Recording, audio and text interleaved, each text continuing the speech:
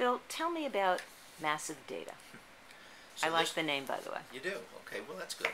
This past week we announced the formation of a business unit called Massive Data. It's a new division within the company, and really it's just the embodiment of what we had set out to do in the first place, which is to take our data and reporting services and really expand upon them greatly. So we made the announcement on Monday, and we're out there now talking about it. And what we're our first sort of area that we're heading in this is to really understand what audience segments look like across all the viewing that we have that we were collecting data from today. So we're collecting data from about 1.3 million households today. It's a little over 2 million set-top boxes. We take that data and then we can now start to really understand what the audiences are based upon their viewing behaviors and their viewing patterns, and then we also supplement that with a little bit of demographic and psychographic data for various clusters across the United States. So our footprint now is about 82 DMAs. Like I said, it's about 1.3 million households, and it's continuing to expand, and we expect to see that more than double in the next few months. Can you go more into the profile of your DMA? Which markets, Sure. how does it cover the country, that kind of thing? Sure. So as I said, we've got about 30 MSOs that contribute to our footprint. It's 82 DMAs, and they cover everywhere from the south. There's several markets in Florida that are covered, all the way up into New England and across to the Pacific Northwest. So we really have a nice distribution across many markets across the United States. We think that with the plan that we're on today, that'll get to about 150 DMAs, and it will cover most of the metro areas as well as a large number of diary markets. So it's a very broad coverage. Are there any of the major markets that you're missing? Are there any holes? Well, with 82 DMAs, the answer is yes. There are several that are missing. When we get to the footprint that we're targeting and that we're heading towards right now, and we feel pretty confident that we're going to make in the next several months, I believe we have 23 of the top 25 will be covered. We have a couple of other ways that we think we're going to cover the rest of the map up, but we're doing a real good job, especially in the diary markets where there's a real significant need for additional data. So we're covering pretty much end to end in all types of markets. You indicated it was all MSOs. Can you name the MSOs that you're currently carrying data?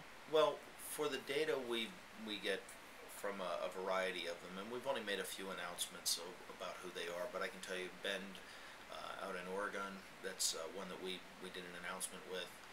We've announced several times some initiatives with Charter, and with those we don't have any rights for the data. We're providing a lot of technological services. We've announced previously work in Blue Ridge and Emporium, so there's a few others kind of dotted around the country that we've already announced, but most of them we haven't announced. Do you have an analytics interface? At this point, what we have is we have two things. One, we have a portal for each of our clients to go in and just receive static reports, and so they get overnights of the data that was collected from their systems. We're also in the process of integrating the Reveal product that we licensed in our deal with Microsoft back in May, and so we're making that available to all of our clients over the next several months. So there's a portal with which they can go in and they can do their own sort of analytics. And what type of metrics do you offer? Well, our primary focus is really on understanding the audience. Although we do for our smaller MSOs provide them with some very basic sort of traditional research reports, that's not really where our focus is. It's really on understanding the audiences better, and that's really what massive data is all about, is to really look inside of those audiences and try to understand where they are now and where they're going to be in the future, so that we can provide much better analytics for those kinds of things. And how would you do that? Do you have trending information? Is there a pending of any other outside data? Well, we do have some outside data, but our intention is to use it to really test to make sure that our engines work right.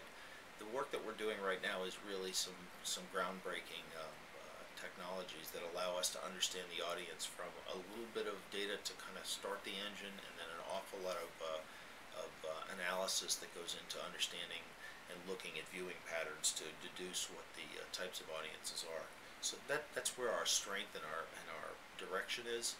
But we do have a lot of information about households and about viewing, and so it allows us to go back and to really check and see, do our engines work properly and that kind of thing. And over the next few weeks, probably a month or so, we'll have a lot of really great data to tell us that we're as good as we think we are.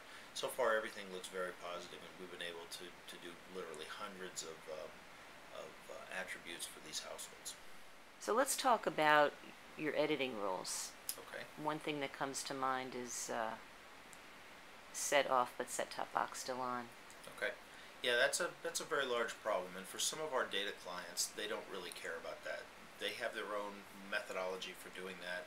Other clients feel differently, and they want us to provide that. So we look at the tuning patterns on a box, and we look at the types of programs that are being tuned, and from that we create a set-off parameter for each and every box. So we create that across our entire footprint for our own reporting, done that way. And like I say, it's individual by box. We don't just have a simple 30 minutes of no activity and no one's there. We're not doing that. So every single box gets, based on its own patterns, we're applying our own edit rule that says this is where, if there's no activity, the box gets turned off, or where the viewing session ends. Can you talk about any truisms that you've seen from the data, any patterns that you can share with us? Well, at this point, it's all still in development. We've done a few things for a couple of clients, but we're not really talking about those. That's really up to them to take those forward. So really what we're trying to do is understand what the audience composition looks like, and to help get further into that. But we don't really have anything to announce right now as far as how that's working.